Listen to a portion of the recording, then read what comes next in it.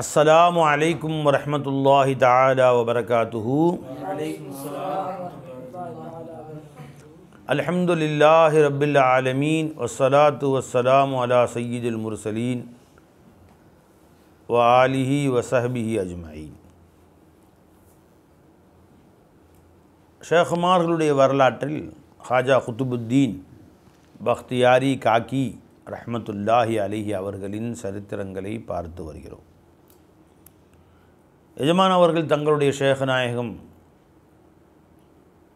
ஹஜரத் ஹாஜா முஈனுத்தீன் சிஷ்தி அஜ்மீரி ரஹ்மத்துல்லாஹி அலைஹி அவர்களை சந்திப்பதற்காக இறுதியான முறை சந்திப்பதற்கு சென்ற பொழுது எஜமான் அவர்கள் மிகுந்த அன்போடு அவர்களை நடத்தி அவர்களுக்கு தன்னுடைய புனித தொப்பியை அணிவித்து ஹிலாஃபத் நாமா எழுதி கொடுத்து உங்களை அல்லாஹ் இடத்திலே ஒப்படைத்து விட்டேன் என்று சொல்லி, நான் கொடுத்த இந்த பொறுப்பை கண்ணியமாக பாதுகாத்து வாருங்கள், மறுமையில் எனது ஷேகுமார்களுக்கு முன்னால் நான் தலை குனியும் வண்ணம் நடந்து கொள்ளாதீர்கள் என்ற அறிவுரையும் கூறி அனுப்பி வைத்தார்கள். கடைசியாக எஜமான் அவர்கிட்ட கூப்பிட்டு குத்துபுத்தீன் பக்தியாரி காக்கி ரஹ்மத்துல்லாஹிட்ட ஹாஜா நாயகம் ஒவ்வொரு சூஃபிட்டையும் ஒரு 4 விஷயம் இருக்கணும்பா அப்படின்னு சொல்லி காமிச்சாங்க. ஒன்று, அது பத்திரமா பாதுகாத்து வச்சுக்கங்க அப்படின்னு சொன்னாங்க. ஒன்று, அவர் பார்த்தா பெரிய கோடீஸ்வரர் மாதிரி செல்வரை போல காட்சி அளிக்க வேண்டும். அவர் காட்சி அப்படி இருக்கணும். அப்போ தான் போய் 4 பேர்த்திட்ட நம்ம செய்தியை தைரியமாக சொல்ல முடியும். என்னங்களா, நம்ம பார்த்தா நமக்கு கண்ணியமாக காட்சி அளிக்கணும். நாமளே ஃபக்கீர் மாதிரி ஏழை மாதிரி போய் அத்தையும் சரி சொன்னால் நம்மள்ட்ட வாங்க தான் வந்திருக்காரு, இவர் மதிக்க மாட்டான். அதுங்களா, ஒரு கோடீஸ்வரன் வீட்டுக்கு போகும்போது அவன் வச்சுருக்க கார் மாதிரி அவ்வளோ பெரிய காரில் போய் இறங்கணும். ஏதோ உங்கள்கிட்ட வாங்க வரலைங்க முதல்ல சொல்லிடணும். இது நபிமாருடைய பழக்கமும் அதுதான். நபிமாருடைய பழக்கம் அதுதான். மக்களுக்கு சொல்கிறதுக்கு முன்னாடி இது பாருப்பா, உங்கள்கிட்ட எதுவும் கேட்க நான் வரல, கொடுக்க தான் வந்திருக்கிறேன். யா கௌமி லா அஸ்அலுக்கும் அலைஹி அஜ்ரா, உங்கள்கிட்ட எதையும் கூலி கேட்க வரல, காசு கேட்க வரல, அல்ல எனக்கு கொடுத்ததே போதுமானது. அப்போ கம்பீரமாக உட்கார முடியும். போகும்போது பிச்சைக்காரன் மாதிரி போய் பழைய துண்டு பழைய அப்படி போகக்கூடாது. என் ஷேகனை போகும்போது ராஜா மாதிரி இருக்கும். அப்படியே ராஜா நடையில் ராஜாதி ராஜா நடந்து வரவே பார்த்திட வேண்டும் அப்படின்னு அவங்கள போட்டிருக்கிற அந்த அப்பா, அவங்க போட்டிருக்க தொப்பி, ஒரு அற்புதமான கண்ணாடி ஒன்று வச்சுருப்பாங்க. கண்ணாடி வாட்சி, ரேடோ வாட்சி அந்த மாதிரி கட்டிட்டு போனாலே அப்போ ஒரு பிச்சைக்காரர் இல்லை, நம்மகிட்ட வாங்க வரல. அப்போ தான் அவனுக்கு ஒரு மரியாதை வரும். பெருமானார் ஸல்லல்லாஹு அலைஹி வஸல்லம் அவர்களும் ஒரு எப்பயும் சாதாரண ஆடை உடுத்திருப்பாங்க, ஒரு நல்ல ஆடை வச்சுருப்பாங்களாம் ஸல்லல்லாஹு அலைஹி வஸல்லம். அவர் சந்திப்பதற்காக வேண்டி வஃதுகள் வருதில்லை, உஃபூதுகள் பெருமாள் சந்திக்க வெளியூர்ந்து வராங்களா, அப்போ அந்த நல்ல ஆடை உடுத்திக்குவாங்களாம். ஹதீஸில் வருது, ஒரு நல்ல ஆடை வைத்திருப்பார்கள், அதை உடுத்திட்டு போவாங்க. பார்க்கவே கிழிஞ்சு பரதேசி மாதிரி என்ன இவர் போய் சொல்லி நான் கேட்கணுமா அப்படின்னு மனசில் அவங்க இக்காரத்தை வந்துருச்சுன்னு வச்சுக்கோ. இப்போ நம்ம சொல்ல சரி கேட்க மாட்டோம். வசூல் பண்ண வந்திருக்கிறேன்ட்ட மதிக்கவே மாட்டாங்க. அதுக்கு முன்னாடி தாதா சர்க்கார் பெரிய பெரிய மேடைகளில் பேசும்போது எந்திரிச்சுன்னு சொல்லுவாங்க, ஜமா சுனோ ஷம்லா கோல்கே சுனோ, துண்டு கட்டியிருந்தால் அதை தூக்கிக்கிட்டு காதை திறந்து கேளு, கான் கோல்கே சுனோ, மை தும்சே வசூல் கர்னே நஹி ஆயா, உங்கள்கிட்ட எதுவும் வாங்க நான் வரல, அல்லாஹ் முझे इतना दिया है, எனக்கு இவ்வளோ அல்லாஹ் தஆலா கொடுத்துருக்கான், துமே கியா துமாரே பாப்க்கு மே லே சக்தா ஹூம், உன்னையும் உங்கள் ஒப்பனையும் சேர்த்து வாங்க முடியும் எனக்குனால, அவ்வளோ காசு அல்லாஹ் எனக்கு கொடுத்துருக்குறான், உன்னிடத்துல எதுவும் வாங்க நான் வரல அப்படின்னு சொல்லிட்டு தான் போய் நிற்பாங்க தாதா சர்க்கார். அப்போ தான் அந்த மக்களுக்கு மத்தியில் அந்த பேச்சு ஏற்படும். அது சொல்லி முடிச்சு கடைசியில் ஆகவே ஆப்ரேஷன் வசூலுக்கு வந்திருக்கிறேன் என்பதை தெரிவித்துக் கொள்கிறேன். எனக்கு ஒரு மகள் இருக்கிறது, திருமண தேவைகளுக்கு அவங்களை நாடி வந்திருக்கிறேன், மனம் திறந்து கொடுங்கள், ஏன் அப்படி போய் நிற்கிற? கண்ணியமாக கம்பீரமாக போய் நில்லு, கௌரவமாக நில்லு. எல்லாம் ஒன்று கொண்டு வேலை வாங்குவான். அப்போ தான் ஏன் சர்க்கார் சிங்கப்பூர் போனாங்க. பயான் ஆரம்பித்தோன்னே, அன்பர்களே பெரியவர்களே, அல்லாஹ் எனக்கு ஒரே ஒரு மகள் தான் கொடுத்தான். அந்த மகளுடைய திருமணம் முடிக்கும் வரை நான் வெளியே போகல. தேவைக்கு வந்திருப்பேன்னு நினச்சிக்குவீங்க. அந்த மகள் திருமணத்தை மிக சிறப்பான முறையில் நடத்தி சந்தோஷமாக வீட்டில் விட்டுட்டு இப்போ வந்திருக்கேன் பயானுக்கு. உங்கள்கிட்ட யாரும் கையேந்தி நான் வரல. அல்லாஹ்வின் கிருபையால் நானும் ஜக்காத்து கொடுக்குறேன். உங்களோட ஜக்காத்து வாங்கவோ, உங்களுடைய சதக்காக்களை வாங்கவோ, பிச்சை எடுக்கவோ, பள்ளிவாச வசூலோ, மதரசா வசூலோ இல்லை. அல்லாஹ்பட்டு கலிமாவுடைய விஷயத்தை சொல்ல வந்திருக்கேன் உங்கள் இடத்துல. அடுங்குறோம். நிஜமா பேச்சே எப்படி தான் ஆரம்பிக்கும் போது அப்படி தான் இருக்கும். நீ போகும்போது இந்த ஆள் கோடீஸ்வரன் இவன்கிட்ட பேசினா இவனுக்கு எவ்வளோ கறக்க முடியும்ன்ட்டேன்னு வரைஞ்சிங்களா. ஒரு மஸ்ஜிது கட்டுறதுக்கு ஒருத்தர்கிட்ட கேட்டோம். பல்லவட்டியில் ஒரு மஸ்ஜிது கட்ட வேண்டியிருக்கு, இன்ஷால்லா ஏதாவது கொடுங்க, முடியாது செய்யுங்கன்னு. ஒரு பெரிய வசதியான மனிதர்கிட்ட. அவர் இப்போதைக்கு என்னால் எதுவும் முடியல அப்படின்னா. உண்மையிலே அவர் 10 மஸ்ஜித் பள்ளிவாசல் கட்டலாம் ஒரே நேரத்தில், எல்லாம் நிறையா கொடுத்துருக்குறோம் தான் செய்யணும், இப்போ எதுவும் முடியல அப்படின்னு சொன்னார். இப்போ நான் உடனே கெஞ்சலாம் இல்லை, அல்ஹம்துலில்லாஹ் தங்கிட்ட நான் சொன்னேன், தங்களால் முடிந்தால் கட்டி கொடுங்க, இல்லையா ஒரு பகுதியை பொறுப்பெடுத்து கொள்ளுங்கள், செங்கல் வாங்கி கொடுங்க, இல்லை அதுவும் முடியலையா அல்ஹம்துலில்லாஹ் உங்களுக்கு வசதி பற்றவில்லை என்றால் துவா செய்யுங்க அப்படின்னு முடிச்சாச்சு விஷயத்தை. நல்ல சிறப்பாக நடக்கணும், துவா செய்யுங்க அப்படின்னு முடிச்சாச்சு. கெஞ்ச வேண்டிய அவசியம் நம்மகிட்ட கிடையாது. அவருக்கு நசீப் இருந்தால் எல்லாம் செய்ய வைக்கிறான், முடிஞ்சு போச்சு. நாமே இன்னொருத்தர் போய் கெஞ்சணும் அறிஞ்சுங்களா. கம்பீரமாக நடந்துக்கணும். என் ஷேகனை அப்படி தான் சிங்கப்பூரில் போய் முழங்கினாங்க. ஜி எல்லாத்தையும் முடிச்சுட்டு தான் வந்திருக்கிறேன், உங்கள்கிட்ட வசூல் பண்ண வரலன்ட்டான். ஆச்சா சர்க்கார் நாயகம் பயான் தொடர் பயான் போய் ஒருத்தர் சொன்னாங்கன்னு, சிங்கப்பூரில் சில வசதியான பணக்காரர்கள் இருக்கிறாங்க, அவர்களுடைய டிபார்ட்மெண்டல் ஸ்டோர் வச்சுருக்காங்க, அதில் பன்னிக்கறியும் வச்சுருக்காங்க. டப்பாவில் அடைத்து வைக்கப்பட்ட பன்றிக்கறி, டப்பாவில் அடைக்கப்பட்ட. அது எதுக்குப்பா வச்சுருக்குற அப்படின்னு கேட்டால், அதை விற்கிறது ஹராமாச்சே, பன்றி மார்க்கம் ஹராம் ஆக்கிடுச்சு. ஹராமானதை விற்கிறதும் ஹராம் தான், அதில் வரக்கூடிய லாபமும் ஹராம் தான். இது ஏப்பா வச்சுருக்காரு? டிபார்ட்மெண்டல் ஸ்டோர் இது, எல்லா பொருளும் கிடைக்கும். மீன், கறி, கோழி எல்லாமே டப்பாவில் அடைக்கப்பட்டு அனைத்து சாமான்களும் கிடைக்கும். 1000 சாமான் வச்சுருக்குறோம், அதில் ஒன்று தான் அது வச்சுருக்குறோம். எதனால் வச்சுருக்கோம்னா, ஒரு பெரிய லிஸ்ட்டு கொண்டு வர்றாங்க சைனாக்காரங்க சாமான் வாங்கிறதுக்கு சிங்கப்பூரில். அந்த லிஸ்ட்டில் பன்றிக்கறி 4 டப்பான்னு எழுதியிருக்கும். 99 சாமான் எங்கள்கிட்ட இருக்கும், அந்த ஒன்று மட்டும் எங்கள்கிட்ட இல்லை என்றால், இது ஒன்று இல்லை அப்படின்னா பேர் கெட்டு போயிடும். அவன் அடுத்து அந்த லிஸ்ட்டை பக்கத்து கடைக்கு கொண்டு போயிடுவான். எங்கள் வியாபாரமே நடக்காது. இப்படி எல்லாம் அங்கே போயிட்டாங்கன்னா அதனால வாங்கி வச்சுருக்கோம். எங்களுக்கு அதை வைத்து லாபம் சம்பாதிக்கணும் நோக்கம்லாம் இல்லை, அந்த லிஸ்ட்டு படி வாங்கிக்கணும் அப்படி வச்சுருக்கோம்.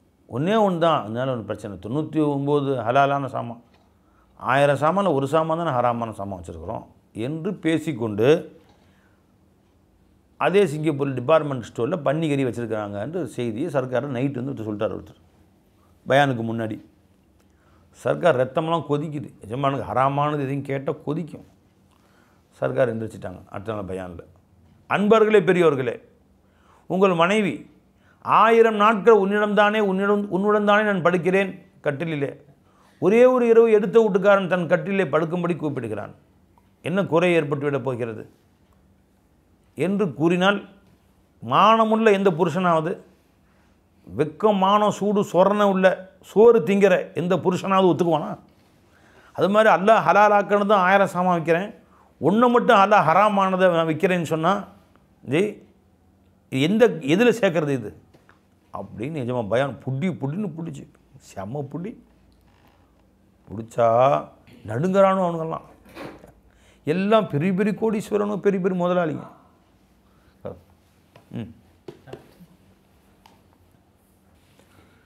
எல்லாம் பெரிய பெரிய கோடீஸ்வரனும் ரத்தம் கொதிக்குது அவங்களுக்கு. என்ன மாதிரி நம்மளை பேசுகிறாரியா?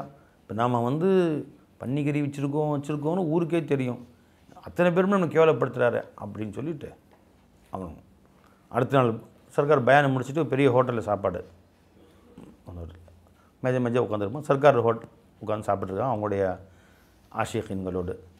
பக்கத்து மேஜையில் உட்காந்துட்டு பார்த்துட்டு கண்ணு சாடையை காட்டிட்டு அந்த கோடீஸ்வரனுங்க அவங்களுக்கு வந்து பேசிக்கிறானோ அவனுங்க சாப்பிட்டுக்கிட்டே அவங்களும். சில பேர் தமிழ்நாட்டிலேருந்து கிளம்பி வந்துடுறாங்க வசூலுக்கு. வந்தோமா வசூல் பண்ணோமா போனோமான்னு இருக்கணும். நம்மளே உட்காந்துக்கிட்டு விடைக்கிறாங்க, நம்மளே குறை சொல்கிறாங்க, நம்மள்கிட்ட காசு வாங்கிட்டு நம்மளே குறை சொல்கிறதுக்கு போயிட்டுருக்காங்க சில பேர். அப்படி அவங்க பேசிக்கிறேன். சர்க்காரை சாடை காமிச்சிக்கிட்டு எஜமா கால் விழுந்துருச்சு கேட்கவா வேணும். அடுத்த நாள் மெம்பர் ரசூல் நம்ம கையில் இருக்குது. அடுத்த நாள் பயான் தொடர் பயான் எல்லாம் மொத்தம் பக்கம் உட்காந்துருக்கேன். சர்க்கார் நேம் பேசுகிறாங்க. நம்மள்கிட்ட பிச்சை எடுக்க வந்துறானோ அப்படி பேசியிருக்கானோ. தமிழ்நாட்டிலேருந்து சட்டி தூக்கிட்டு பிச்சை எடுக்க வந்துட்டான் நம்மள்கிட்டே பிச்சை எடுத்துக்கிட்டு நம்மளே குறை பேசுகிறானோ. என்ன சொல்கிறது இவங்களெல்லாம் அப்படின்னு. சர்க்கார் தான் வெடிக்கிறானோ எஜமா காது பிள்ளை அப்படின்னு பேசுகிறாங்க. அடுத்த நாள் எஜமா பயானில் இருந்துக்கிட்டு சர்க்கார் அன்பர்களே பெரியவர்களே, இப்போ இந்த ஊருக்கு வந்து நான் தொடர்ந்து பயான் 10 நாள் நடந்துக்கிட்டு இருக்கு. ஒரு பள்ளிவாசலில் வைப்பாங்க, 10 நாள் நடக்குது. இந்த 10 நாட்களாக இங்கே தங்கியிருக்கிறேன். இங்கே உள்ள எந்த கடைகளுக்காவது எந்த வீடுகளுக்காவது எந்த ஆஃபீஸுக்காவது என் தேவைகளுக்காக நான் சென்று வாசல் நின்றேன்னு யாராவது இங்கே சொல்லிடுங்க. இன்னிருந்து வாழ்நாளில் பேசுகிறதே விட்டுறேன். நான் யார்கிட்டையாவது தேவையை முறையிட்டேனா, யாருக்காவது காசு கொடுன்னு கேட்டேனா, நான் என் குமரு காரியம்னு சொன்னேன்னா, இல்லை ஆப்ரேஷன் சொன்னேன்னா, மதரசா வசூல்னு சொன்னேன்னா, பள்ளிவாச வசூல்னு சொன்னேன்னா, எதுவாவது உங்கள்கிட்ட கேட்டேன்னா இல்லவே இல்லை. யார்கிட்ட பிச்சை எடுத்தனா, யார் வாசல் நின்றனா சொல்லு. ஆனால் அல்லாஹ் ஜல்ல ஷானுத்தால சில பேர் கடமையாக்கியிருக்கிறான் ஜகாத்து. அவர் வச்சிருக்க சொத்துக்கு அவரோட வியாபார பொருட்கள், பேங்க் பேலன்ஸ், காசு பணம், தங்க நகை எல்லாம் கணக்கு போட்டால் வருஷத்துக்கு 10 லட்சம் ரூபாய் ஜக்காத்து தர வேண்டும் என்று கணக்கு வரும். இவங்க 1 லட்ச ரூபா மட்டும் எடுத்துக்கிட்டு அதில் கைலி சேலை வாங்கி ஊரில் அப்படியே எல்லாரையும் வர வச்சு இத்தனாம் தேதி கைலி சேலை கொடுக்கப்படும் என்று அறிவித்தோன்னா அத்தனை பேரும் வர்றாங்க. எல்லாத்துக்கும் கொடுத்தோன்னு இவர் ஜக்காத்து கொடுத்து விட்டார் என்று காட்டுறதுக்காண்டி மிச்சம் 9 லட்சம் காசு சுருட்டினாரே. இது யார் காசுங்க? சட்டப்படி பிச்சைக்காரங்களுக்கு போக வேண்டிய காசு. அது 9 லட்சம் சுருட்டி வச்சுக்கிட்டார். இவர் யார்கிட்ட பிச்சை எடுத்திருக்காரு? பிச்சைக்காரன்ட்ட பிச்சை எடுத்திருக்காரு. என்னை பிச்சைக்காரன் சொல்லக்கூடியவன் பிச்சைக்காரன்ட்ட பிச்சை எடுத்த பிச்சைக்காரன் என்னை பிச்சைக்காரங்கிறானோ. இன்னைக்கு நான் யார்கிட்ட பிச்சை எடுத்தேன்? நீ பிச்சைக்காரன்ட்ட பிச்சை எடுத்து பிச்சைக்காரன்டா நான் நிரூபிச்சு காட்டுறேன்டா வாடா. டூங்க அப்பா நெருப்பு பறக்குது.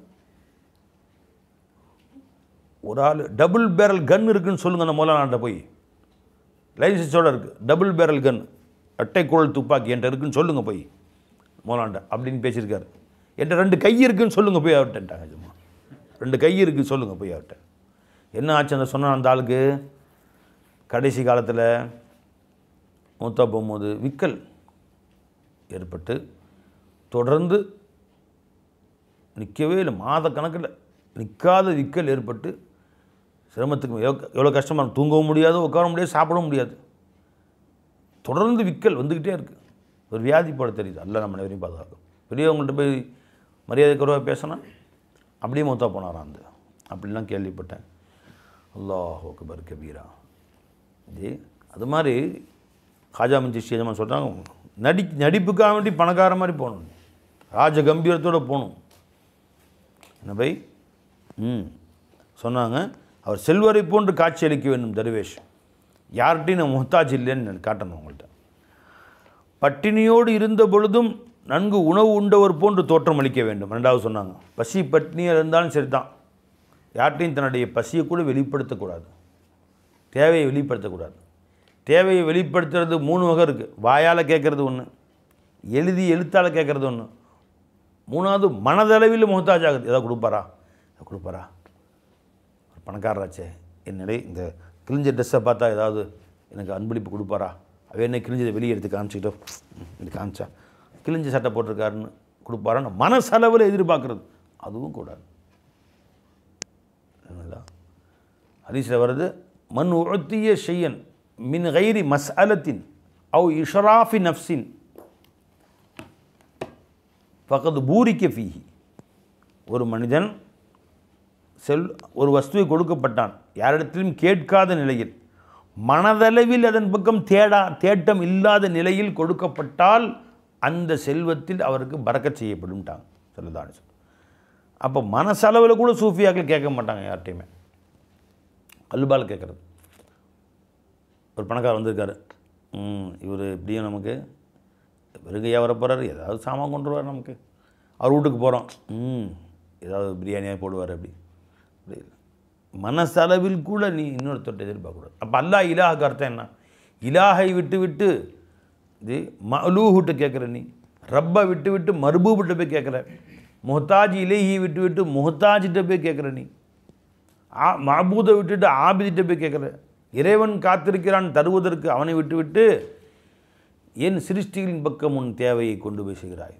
மனதளவில் அவன் பக்கம் நீ ஆசைப்படுவது கூட அற்பத்தனமானது. எப்படி ஒரு பத்தினி பெண் மனதளவில் கூட இன்னொரு ஆம்பளை நினச்சி பார்த்தா அது கேவலமோ, அது மாதிரி மனதளவில் கூட நினச்சி பார்க்கக்கூடாதுன்ட்டாங்க சூஃபியாக்கள். நினைஞ்சுங்களா? என் ஷேகநாயகத்துக்கு என் தாதா சர்க்கார் அந்த பட்டை கொடுத்துருந்தாங்க. என் சர்க்காரை பார்த்து தாதா சர்க்கார் சொன்னாங்க, ஃபைஸி கப் தக் முரீது ஹுயே முझसे துனியா நம்ம அங்கே என்கிட்ட ஃபைஸி முரீது வாங்கிறது துனியாவை என்கிட்ட கேட்டதே இல்லை. நான் கலம் சே பேனால் எழுதியும் கேட்கல, நான் ஜபான் சே நாக்கிலையும் கேட்கல இந்த மாதிரி அப்படின்னு சொல்லி, நான் தில் சே கல்பாலையும் கேட்கல. इसलिए अल्लाह उसको साहिब हाल बना दिए, இதனால் அல்லாஹ் தஆலா அவங்க சாஹிப் ஹாலா ஆக்கிட்டான் அப்படின்னா. ஜி மன் உஅத்திய ஷையன்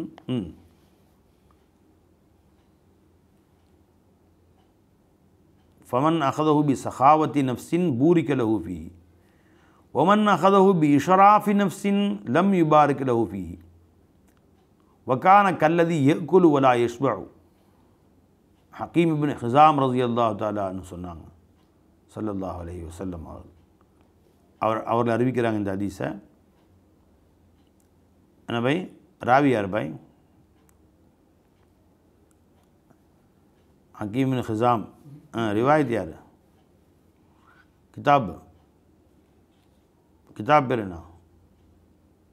சரி, ரியாது சாலிஹீன் இருக்குதுன்னு போட்டிருக்காங்க, கிதாப் எடுத்து பாருங்கள் இன்ஷா அல்லாஹ். என்ன சொல்கிறாங்க? யார் மனதின் சகாபத்தின் நஃப்ஸ்னா மனதில் ஆசை இல்லாமல் ஒரு பொருளை கொடுக்கப்பட்டால் அதில் அல்லாஹ் பரக்கத் செய்வான். இஷ்ராஃபின் நஃப்ஸோடு மனது அதை விரும்புகிறது, அத்துடனே அந்த வஸ்துவை ஒருவன் நேசிப்பானேயானால், அந்த வஸ்துவனை கிடைப்பானேயானால் அதில் பரக்கத்து இருக்காதுன்றான். அந்த காசில் மனதளவில் முஹ்தாஜ் ஆகிட்டே இல்லை, வாயால் முஹ்தாஜ் ஆனா என்ன, கல்பில் முஹ்தாஜ் ஆனா என்ன, எல்லாம் ஒன்று தான். உன் கல்பில் ஆசை வந்துருச்சா இல்லையா அந்த வஸ்து மேலே? வந்துச்சா இல்லைங்களா? அதனால் முன் சென்ற பெரியவங்க ரொம்ப உஷாராக இருந்திருக்காங்க. ஏதாவது ஒரு தருவார் அப்படின்னு ஆசை வந்துச்சு அந்த பொருளை வாங்க மாட்டாங்க. தெரிஞ்சுங்களா? ஒரு பெரியவர் இருந்தாங்க, ரொம்ப பசியோடு உட்காந்துருக்குறாங்க. பசியோடு சாப்பிட்டு 3 நாளாச்சு முகம்லாம் வாடி போய் கிடக்கு. அவங்களுடைய ஒரு வசதியான முரீது ஒருத்தர் பார்க்க வந்தார், தாலீம் செஞ்சுட்டு இருந்தாங்க, பயான் செஞ்சுட்டாங்க. அவர் பார்க்குற சூழ்நிலையை ரொம்ப பசியோடு உட்காந்துருக்குறாங்க. அவர் விளங்கிட்டார். இப்போ தாலீம் நடந்துட்டு இருக்கும்போது ஒரு வேலையாக போயிட்டு வரேன் அப்படின்னு கிளம்பிட்டார். போய் வீட்டில் போய் சமைச்சு அழகான சாப்பாடு ஹோட்டல்லாம் வாங்கிட்டு டிஃபனை கொண்டு சர்க்காரும் அவங்க வீட்லேயும் சாப்பிடல அப்படின்னு சொல்லிவிட்டு கொண்டு வந்து முன்னாடி வச்சார். அப்போ சர்க்கார் சொன்னா, அதை கொண்டு போயிருப்பா. ஏன் ஜமானே என்னோடய அன்பளிப்பாக கொடுத்தேன், அன்பளிப்பு ஏற்றுக்கிறது நபிமாருடைய பழக்கம் அல்லவா, அன்பளிப்பு ஏற்றுக்கிறது பழக்கம் தான். ஆனால் நீ எந்திரிச்சு போனும்போது நான் யோசித்தேன், இவருடைய ஏதோ விளங்கிட்டு சாப்பாடு கொண்டு வர தான் போகிறாரோ, என் முகத்தில் உணவு தேவைன்னு விளங்கிட்டார், சாப்பாடு கொண்டு வர தான் போகிறாரோ, என் நஃப்ஸு ஆசைப்பட்டுச்சு கொண்டு வர போல தெரியுதுன்னு. அதே மாதிரி கொண்டு வந்தீங்க. இப்போ இஷ்ராஃபுன் நஃப்ஸு வந்துருச்சு, மனதளவில் அதன் மீதுக்கு ஆசைப்படுவதில் ஏற்பட்டுருச்சு. அப்போ அந்த உணவு எனக்கு சூஃபியாக்கள் கருத்துப்படி ஜாயிஸ் இல்லைன்ட்டாங்க. இஷ்ராஃபுன் நஃப்ஸோட உணவு வாங்கக்கூடாது, மனசு ஆசைப்பட்டுருச்சு, ஏன்னா கொண்டு போங்கன்ட்டான். நான் மனசு செஞ்சு பண்ணி நீ செஞ்சிருப்பார் இர்ஷாது. அப்படியா இருந்தால் பரவாயில்ல சர்க்கார், நீங்கள் பசிவாரத்துக்கு சாப்பிடுங்க, இதை நீங்கள் மட்டும் சாப்பிடுங்க ஜி அப்படின்னு சொல்லிட்டு இருப்பாங்க. ஷேக் சொன்னதான் மாற்ற மாட்டாங்க. அவர் சரிங்க சர்க்கார், அப்போ யாருக்காவது நான் கொடுத்துட்றேன், யாருக்காவது கொடுத்துட்றேன் இன்ஷா அல்லாஹ் தஆலா அப்படின்ட்டு போயிட்டார். எதிர்த்து போயிட்டார், சாப்பாடு தூக்கிட்டு போயிட்டார்.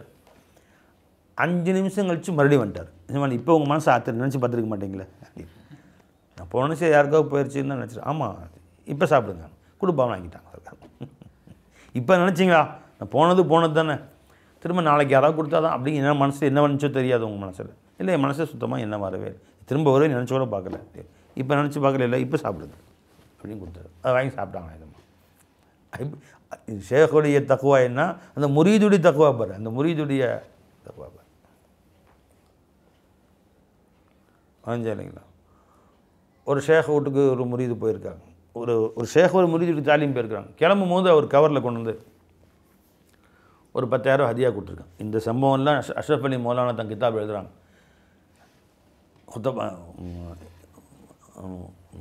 தாவாத்தி அப்தியத்தில் எப்படி அந்த காலத்தில் ஷேக்குடைய கமால் என்ன முரீதுகளுடைய கமால் எப்படி இருந்துச்சுன்னு எழுதுகிறாங்க 10,000 கொடுத்தாங்க ஷேக் சொல்லிட்டாங்கன்னா வேணாம் தம்பி எனக்கு என் மனசில் வந்து போன தடவை நீங்கள் வந்தபோது 10,000 கொடுத்தீங்க அதியாவா அப்போ இந்த தடவை 10,000 கொடுப்பீங்க போல தெரியுதுன்னு மனசில் என்ன வந்துருச்சு இப்போ என்ன வந்த பின்னாடி வாங்கக்கூடாது எனக்கு தேவையில்லை எடுத்துக்கங்க அப்படின்ட்டு ஆசை வந்துருச்சு அது பக்கம் இல்லை கொடுப்பார் போல தெரியுது அப்படின்னு அப்போ நீங்கள் கொடுத்தீங்கன்னா அதை வாங்கக்கூடாது இஷராஃபனை செயற்பட்டுருச்சு இல்லை தேவையில்லை அப்படின்ட்டாங்க சரிங்க சர்க்கார் அப்படின்ட்டு அங்கே ஜோப்பில் வச்சுக்கிட்டார் யார் குமர் ட்ரெயின் ஸ்டேஷனில் போய்ட்டு ட்ரெயின் ஏற்றி விட்டார் யாரை திருப்பூர்லேருந்து மெட்ராஸுக்கு ட்ரெயின் ஏற்றி விட்ற மாதிரி ஏற்றி விட்டார் ஏற்றி விட்டுட்டு அவங்களுடைய கூட இருந்த இன்னொரு நண்பர் ஒருத்தர்கிட்ட அவருக்கு டிக்கெட் இங்கேருந்து அடுத்த ஸ்டேஷன் திருப்பூர்னு கேட்டால் அடுத்து ஈரோட்டில் நிற்கும்ல அந்த மாதிரி ஸ்டேஷன் வரைக்கும் டிக்கெட் எடுத்து கொடுத்து ஈரோட்டில் நீ இறங்கி அடுத்த புட்டில் ஏறிக்கும் ஈரோட்டில் இறங்கி 10 நிமிஷம் வண்டி நிற்கும் இந்த கவரை கொண்டு போய் என் ஷேக்னாகிட்ட கொடுத்துரு அப்படின்னு சொல்லிட்டாங்க ஜி சர்க்கார் அப்படின்ட்டு அவர் ஏறிட்டார் அவங்க கிளம்பி போயிட்டாங்க மனசு என்ன வந்திருக்கும் சரி 10,000 போயிடுச்சு அவ்வளோதான் அப்படி என்ன வந்திருக்குமா என்ன வந்திருக்கு தெரியல முடிஞ்சு போச்சு அல்லா கொடுக்கல என் எல்மையில் இல்லை அல்லா என் நசீபில் இல்லைன்னு முடிச்சுட்டு அவங்க போயிட்டாங்க ஈரோட்டில் போய் உட்காந்துருக்குறாங்க அவரு கொண்டு வந்து சர்க்கார் இது அவர் கொடுத்தாருன்னு பார்த்தோம் இப்போ மனசு எண்ணம் இல்லை அல்ஹம்துலில்லாஹ் கபூல் செஞ்சுக்கிட்டாங்க அவங்க ஐடியா எப்படி அடுத்த ஸ்டேஷனில் கொண்டு போய் கொடுப்பா அப்படின்னு ஏற்படுத்தியிருக்காங்க இப்படி அந்த காலத்துடைய முறையில் இருந்திருக்கு ஏன் சர்க்கார்ட்ட ஒருத்தர் வசதியான மனிதர் வந்தார் சர்க்கார் டெய்லி தாலீம் நடக்கும் இஷாவுக்கு மகரிப்புக்கு ஆரம்பித்தா 1 மணி வரைக்கும் வந்தார் 3 நாள் தங்கியிருந்தாங்க ஒரு பெரிய வசதியான மனிதர் ஆரம்பிச்சுக்கலாம் 3 நாள் தங்கிட்டு கிளம்புறார் மலேசியாவை சார்ந்த மனிதர் கிளம்பும் சர்க்கார்ட்டை கொண்டு வந்து ஒரு கவர் வைக்கிறார் 1 லட்ச ரூபா இருக்குது அதில் கொண்டு வச்சு சர்க்காருடைய ஹதியா அப்படிங்கிறாங்க சர்க்கார் இதுனா ஹோட்டலா ஷேக்குக்கு காணிக்கை கொடுக்கறது ஷேக்கை சந்தித்த உடனேயே அன்பளிப்பு முந்தி வச்சிடணும் அது மாதிரி வீட்டுக்கு விருந்தாளிங்க வந்தாலும் என்ன செய்யணும் நம்மகிட்ட என்ன இருக்கோ முந்தி வச்சிடணும் ஃபலம்மா அஞ்சாஹு ஃபஜா பி இஜ்லின் சமீன் வருது இல்லையா விருந்தாளிகள் சில பேர் இப்ராஹிம் அலைஹிஸ்ஸலாம் அவர் வீட்டுக்கு வந்தாங்க வந்தவுடன் அவங்க வீட்டில் இருந்த பொரித்த பீஃப் மாட்டுக்கறி இருந்தது அதை கொண்டு வந்து வைத்தார்கள் இஜ்லின் சமீன்னா அது கூட ரொட்டியும் வச்சாங்கன்னு வரல அப்போ பொரிச்ச கறின்னு தானே வச்சிடலாம் அது ரொட்டி சுடுறதுக்கு டைம் ஆச்சுன்னா கறியை வச்சுருங்க ஃபஸ்ட்டு கூட ரொட்டியை சேர்த்து வைத்தார்கள் ப்ரெட்டு வச்சாங்கன்னா வரல இப்போ பொரிச்ச கறியே ஒரு நூற்றாங்க கொண்டு வச்சு கோழியை பொரிச்சிருந்துச்சுன்னா கொண்டு வச்சிடலாம் ஒரு மீன் பொரிச்சிருந்துச்சுன்னா அதை மட்டும் கொண்டு வச்சிடலாம் எது இருந்தால் கொண்டு வச்சிடணும் ஃபஸ்ட்டு பை அப்போது கொண்டு வந்து முதலில் வைத்தார்கள் அப்படின்னு வருது இப்போ நம்ம ஊருக்கு போனால் போய் உட்காந்து என்ன சாப்பிட்றீங்க காஃபியா டீயா போன்விட்டாவா ஹார்லிக்ஸா இல்லைங்க எதுவும் வேணாங்க அப்படி 10 நிமிஷம் 15 நிமிஷம் கிளம்புற டைமில் கொண்டு கொடுக்குறது இல்லைங்க ஒன்றும் வேணும் டைம் ஆகும்போது நான் கிளம்புறேன் ஜி அப்படி எதிர்க்கும் போது கொண்டு கொடுத்துட்றது இதெல்லாம் சரி வந்தவொடனே கொண்டு கொடுத்துட்றோம் விளைஞ்சுங்களா சரி அப்போது ஷேக்கரை சந்திக்க போனாலும் நீ என்ன காணிக்கை கொண்டு வந்தாயோ அவர் கொடுப்பதற்கு அதை வந்து அவங்க காலடியில் முன்னாடியே வச்சிடணும் காலில் கொண்டு போய் வச்சிடணும் சந்திக்கும் முதல் சந்திப்பிலேயே அதான் அதப்பு வெறுங்கையாக ஷேக்கிட்ட போனவன் வெறுங்கையாக தான் வருவான்னு எழுதுகிறாங்க அஷ்ரஃப் அலி மௌலானா எதுவாவது கொண்டு போ எதுவும் முடியலையா உன்னுடைய தகுதி தகுந்த மாதிரி வாங்கிட்டு போ நான் மசாலா ஒரு காலத்தில் சர்க்காரை பார்க்க போகும்போது 5 ரூபா பிஸ்கெட் இல்லை பேர்லி ஜீன் போட்டிருக்குமே பிஸ்கெட்டு 5 ரூபா பாக்கெட்டு அது என்கிட்ட அவ்வளோதான் காசு கொண்டு போய் கொடுக்கும் அது சர்க்காரை சாப்பிட மாட்டாங்க நிஜமாக சுகர் பேஷண்ட்டு அவங்க சுகர் பிஸ்கெட்டுன்னு அந்த சதுரமாக ஒன்று வரும் அதான் சாப்பிடுவாங்க கொண்டு போய் கொடுத்துறது என்னுடைய காணி அல்ஹம்துலில்லாஹ் குடும்பம் சந்தோஷமாக வாங்கிக்குவாங்க யாராவது சக்கா கொண்டு போய் வீட்டுக்கு கொண்டு போயிடுவாங்க யாராவது சின்ன பிள்ளை கையில் கொடுத்துருவாங்க நிஜமாக ஆக கொண்டு போய் கொடுத்துறது ஏதாச்சும் ஒன்று வெறுங்கையாக ஷேக்கிட்ட போனால் வெறுங்கையாக தான் வருவேன் அப்படின்னு சூஃபியாக்கிட்ட எழுதுகிறாங்க ஆச்சா இதுக்கு சொல்ல வந்தேன் ஆமாம், 3 நாள் காசு கொஞ்சம் ஹோட்டலாக சாப்பிட்டுட்டு சாப்பாடு எவ்வளோ டேஸ்ட்டாக இருந்துச்சோ எவ்வளோ சாப்பிட்டோமோ அதுக்கேற்ற மாதிரி பில்லு. இப்போ 3 நாள் தங்கி நல்லா தாலீம் செய்கிறாங்களா, தாலீம் எதுவாக கம்மியாக செய்கிறாங்களா, உயர்ந்த தாலீம் செஞ்சால் காசு கூட கொடுக்கலாம், இல்லைன்னா கம்மியாக கொடுக்கலாம், அந்த மாதிரி ஹோட்டலாக கொண்டு போகன்றேன். அவர் முழிக்கிறார், என்ன செய்யறதுன்னு தெரியாமல்.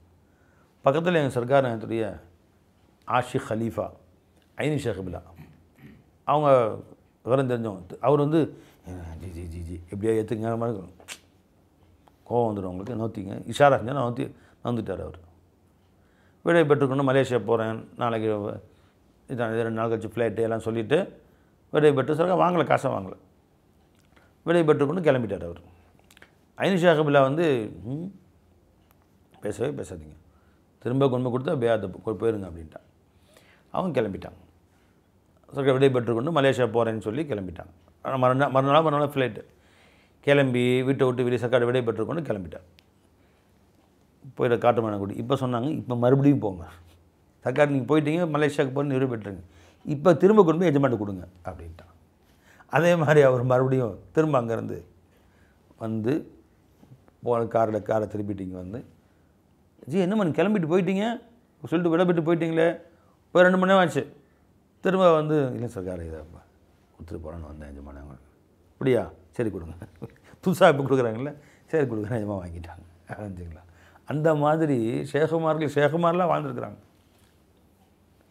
அறிஞ்சிங்களா, போலி ஷேகர் என்ன செய்வார், இன்னும் போன வாட்டி 1000 ரூபா கொடுத்த இந்த காசு கொடுக்காமல் போகிறார். அறிஞ்சிங்களா, சரி அஜித்குமார் முசாஃபா சுரண்டுறாங்க வரல. முசாஃபா எதுக்காக வேண்டி என் சர்க்காரை சில பேர் முசாஃபா செய்யும்போது காசு வாங்க மாட்டாங்க சர்க்காரனை. இப்போ முசாஃபாங்கிறது சுன்னத், அது காசு கொடுக்குறதுக்காண்டி உள்ளதில்லை. முசாஃபாங்கிறது என்ன சுன்னத், அது கை நீட்டுங்க அல்ஹம்துலில்லாஹ். முசாஃபா செய்யணும் சுன்னத், முசாஃபா சுன்னத், அது காசு கொடுக்குறதுக்கு இல்லை. ரெண்டாவது காசை மறைச்சி கொடுத்து அவர் அப்படியே நமக்குன்னு அழுத்தி அப்படியே கொண்டு போய் சதக்குன்னு ஜோப்பு. இது என்னது, இது லஞ்சமா? லஞ்சம் தான் மறைச்சி கொடுக்க வேண்டியது, லஞ்சம் தான் மறைச்சி கொடுக்கணும். அவர் முசாஃபர் கொடுக்குறாரு அஜத் கையில், அஜத் அப்படியே கப்புன்னு கோழி அமுத்திய அந்த கவரை அவர் கொடுக்குற காசு 100 ரூபா காசு வச்சுருப்பார், அதை அமுத்தி அப்படியே நைஸாக உருவி முசாஃபாவோட உருவி அப்படியே வந்து ஜோப்போடு சேர்த்து சதக்குன்னு திணிச்சிடுறது. இது லஞ்சமா? லஞ்சம்தான் பிறருக்கு மறைச்சி முசாஃபாவோடு சேர்த்து தெரியாமல் ரகசியமாக கொடுக்குறதெல்லாம். இது ஹதியா. ரசூல் ஸல்லல்லாஹு அலைஹி வஸல்லம் அவர்களுக்கு சஹாபாக்கள் அன்பளிப்பு கொடுத்துருக்காங்க. அன்பளிப்பு ஓவரை தெளிவாக கொடு. அதான் அன்பளிப்புங்கிறது அன்பை வளர்க்கக்கூடியது, தெளிவாக கூடியது, மறைக்க வேண்டிய என்ன இருக்குது? அதான். ஆனால் சூஃபியாக்கள்கிட்ட ஷேகமார்கள்ட்ட கையில் அன்பளிப்பு கொடுத்து வாங்கவே மாட்டாங்க, காலில் தான் வைக்கணும். அதாவது இந்த பணம் உங்கள் கால் தூசிக்கு கூட சமம் கிடையாது. இதை ஏற்று எனக்கு நீங்கள் வாழ்வு வழியுங்கள், வாழ்க்கை உங்களுக்கு பிச்சையில் ஓடுது, நீங்கள் எனக்கு பிச்சை கொடுத்த இந்த காசில், நீங்கள் எனக்கு பிச்சை கொடுத்த வியாபாரத்தில் அந்த பறக்கத்துலேருந்து ஒரு சின்ன பொருளை உங்களுக்கு நான் காணிக்கை எஜமாக வைக்கிறேன், கபூல் செஞ்சு என்னை ஏற்று என் மேலே கருணை காட்டுங்கள் அப்படின்னு அர்த்தம். அதுக்கு காலுக்கு கீழே வைக்கணும், கையில் கொடுக்கக்கூடாது. அவங்க வயசானவங்க குனிஞ்சு எடுக்க முடியல அப்படின்னு சொன்னால் எடுமானம் எடுத்து கையில் கொடுக்கலாம். இப்போ அவங்களுடைய மில்காக போயிடுச்சு, அது கால் வச்சு நம்ம கரம் முடிஞ்சு போச்சு, எடுமானம் எடுத்து கையில் கொடுக்கலாம். இல்லைன்னா காலு கீழே வச்சுருவோம், ஷேகனாக்கு வந்து காலு கீழே வச்சுருவோம். ஆரம்பிச்சுங்களா, தாதா சர்க்கார்ட்ட ஒருத்தவங்க வந்தாங்க. எங்கே அந்த சம்பவம் எனக்கு முழுசாக ஞாபகம் இல்லை, எங்கள் சர்க்காரோ அல்லது வேறு யாரோ தாதா சர்க்கார்ட்ட கொண்டு போய் ஹதியா வைக்கிறாங்க. அவங்க காலடியில் வச்சுட்டாங்க. வச்ச பின்னாடி கோன்றக்கே சர்க்கார் பயானில் இருந்தாங்க, காலு கீழே காசை வச்சுட்டாங்க. கோன்றக்கே யாருமா வச்சது அப்படின்னு கேட்டால் அவங்க வைத்த நம்பர் என் ஷேகநாயகன் சொன்னாங்களா இல்லை வேறு யாரையும் சொன்னாங்களா எனக்கு சரியாக ஞாபகம் இல்லை. அப்போ எஜமா வந்து சர்க்காரை வந்து ஜி மைஹூம் சர்க்கார், நான் தான் வச்சேன் சர்க்கார் அப்படின்னு சொன்னோன்னே சர்க்கார் காலில் எட்டி விட்டாங்க. ஒரு அது போயிடுச்சு, அந்த மாதிரி இருந்தாலும் தள்ளி ஊன்ச்சு அந்த கவர். ஜி கே மை இந்த நான் என்ன, நான் எங்கிறது வந்துச்சு நான்ட்டாங்க. நான் தான் வச்சேன் எப்படி சொன்னீங்க நீங்கள்? அவன் ஃபக்கீரும் சொல்லி அவன் ஃபக்கீர் அப்படின்னு நான் தான் வச்சேன். நான் எப்படி வந்துச்சு உங்களுக்கு முளைச்சிக்கிச்சு? நான் வச்சேன்னு சொல்கிறதுக்கு. ஏ फ़कीर सरकार, हम फ़कीरों से लेते हैं. இல்லாத ஒன்றும் இல்லாத முஹ்தாஜான இந்த ஃபக்கீர் அப்தேவ் ஃபக்கீர்னு சொன்னான். ஃபக்கீர் ஷா மில்லேத்தே அப்படின்ட்டான். அப்புறம் தான் வாங்கினான் அந்த காசை.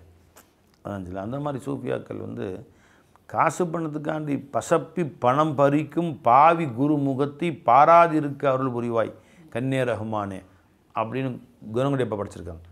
இப்போ முரீதை வளைச்சி காசு வாங்குறது அதெல்லாம் இந்த ஷேக் மஷீஹத்துக்கு சரியில்லை. அதுக்கு வேறு பொழப்பு போ, கம்பெனி வச்சு நடத்து, பிச்சை எடுத்து சாப்பிடு. இது ஒரு பொழப்பா?